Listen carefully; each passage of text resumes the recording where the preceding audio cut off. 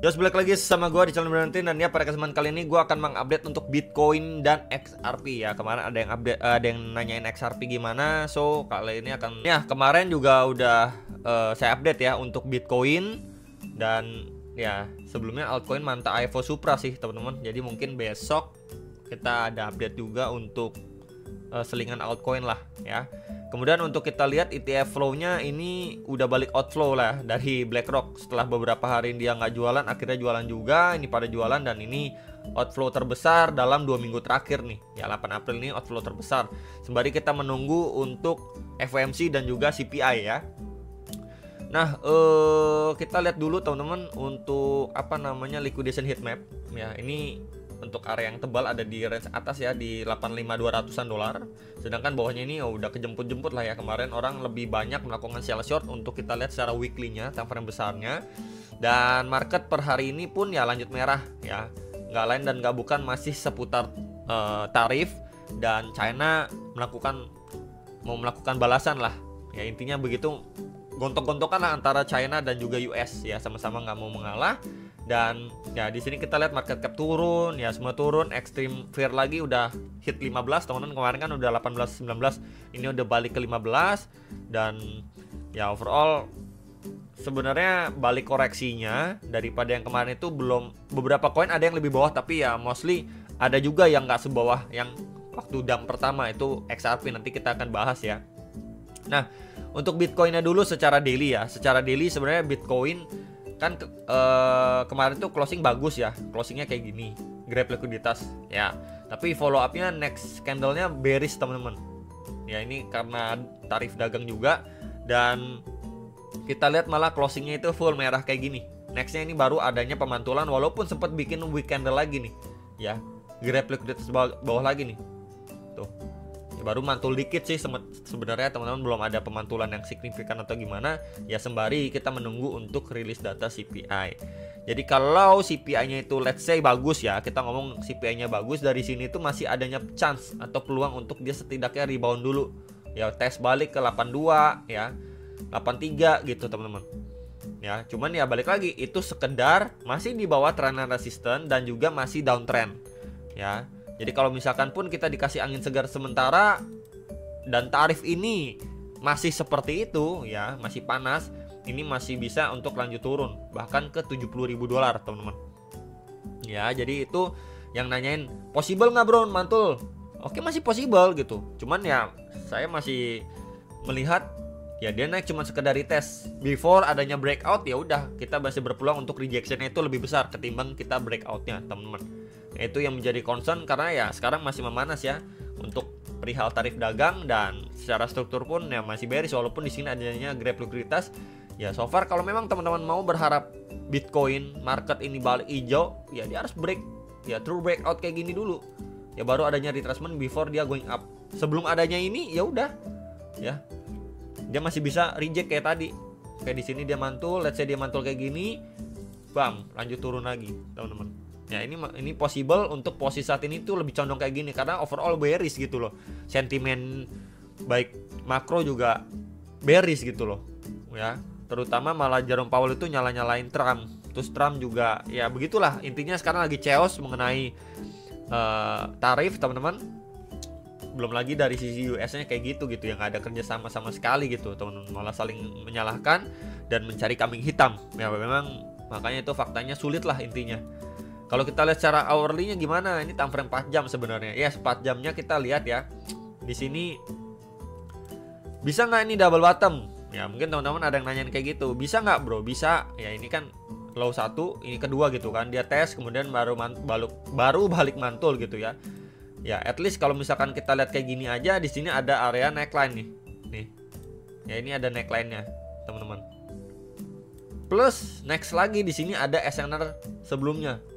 Maka yang perlu kita lihat untuk si Bitcoin, kalau misalkan basicnya double bottom ya udah dari neckline-nya dia break dulu kayak gini, karena di atasnya ada SNR lagi ya, kita harus lihat dia sedikit break, maka adanya retracement ke situ ya. Ini bisa di follow up semoga dengan baik kayak gini, baru kita bisa bilang valid teman-teman. Setidaknya pertama dia break dari neckline, kedua di sini ada previous high-nya mampu di take out ya, berarti dia break dari dua range area penting itu. Ketiga, kalau bisa dia sempat break dikit gak apa-apa lah dari SNR sebelumnya yang menjadi resistance sekarang gitu ya, di 81 900 lah. Baru dari situ adanya rejection, koreksi, retracement, ini bisa di follow up ya, mungkin retracementnya ke sekitar 78 ribuan something lah teman-teman. Itu bisa di follow up untuk dia ngejar 83 84. Nah itu baru oke. Tapi sebelum adanya breakout ya udah kita melihat aja dulu nih ya, dari sini aja dia kuat mantul hit sampai sini nggak retest, atau malah dari sini cuman sekedar mantul dikit doang nih terus jebol lagi teman-teman ya. Jadi memang untuk saat ini belum adanya direction yang clear untuk si Bitcoin, khususnya secara hourly ya. Ya kemarin di Jack di sini sayangnya memang nggak bertahan kuat ya di sini, lowest price di sini. Kan kemarin expect-nya di situ masih kuat nahan gitu ya. Kuat nahan untuk dia setidaknya tes balik lah ke 79.980 ribuan dolar gitu ya. Sayangnya disusul dengan bad news dari tarif ya perihal China dan US, ya udah dia balik turun lagi teman-teman ya ke swing low terakhirnya, dan ya posisi sekarang pun baru mantul tipis gitu teman-teman ya. Belum ada pergerakan yang signifikan, jadi ya posisinya masih belum adanya direction yang jelas ya, dia overall cuma tersideways dan memang adanya peluang ya, baru adanya indikasi atau peluang untuk double bottom.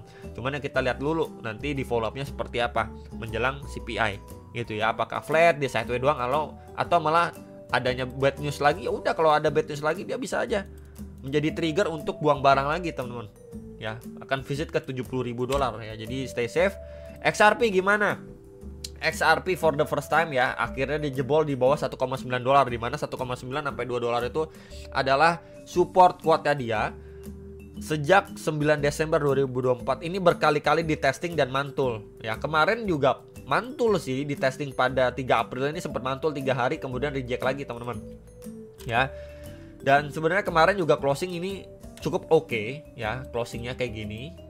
Kemudian nextnya lagi bearish candle, sama lah kurang lebih kayak Bitcoinnya. Cuman yang membedakan ada XRP ini tidak turun lebih atau di week bawahnya, atau ya kita lihat ya di 1,6 dolar dia belum nyampe situ aja udah mantul.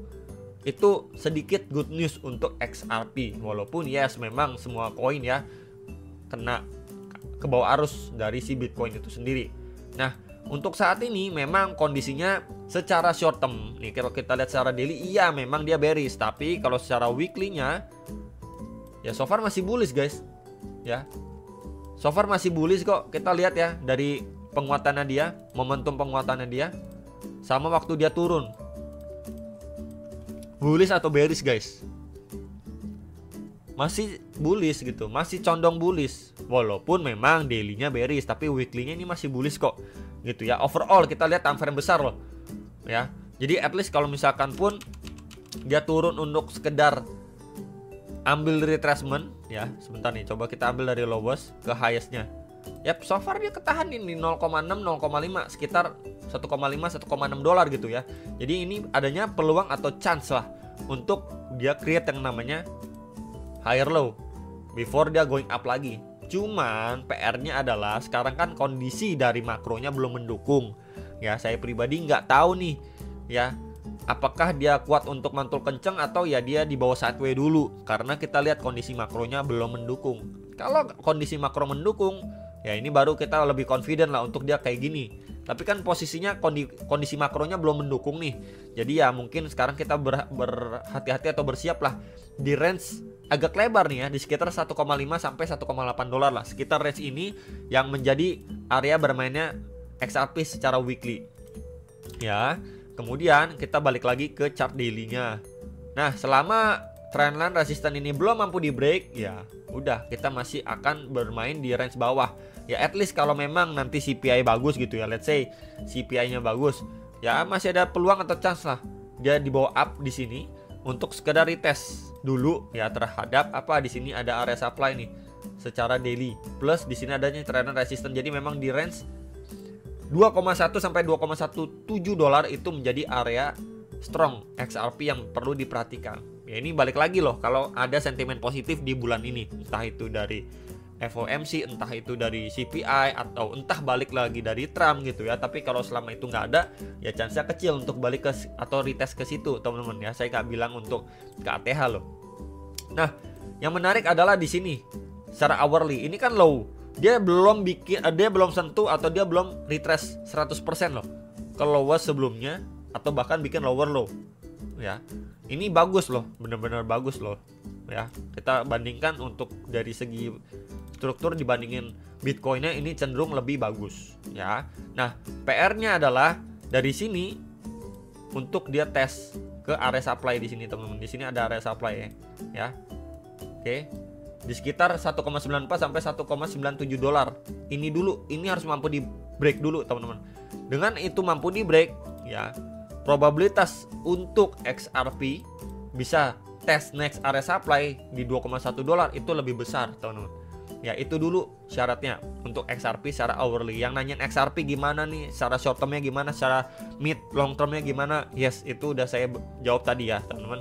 Nah, untuk secara long term ya saya pribadi masih cukup yakin dan percaya ya, someday untuk XRP akan hit di sekitar 5 dolar. Itu saya pribadi masih cukup yakin dan percaya ya, dimana XRP udah nggak ada kasus sama SEC gitu ya. Kemudian juga US itu udah mendukung pro crypto lah, kabinetnya, jajarannya dan lain sebagainya lah. Terutama untuk XRP ini sendiri kan obstacle-nya sebenarnya kasusnya dia.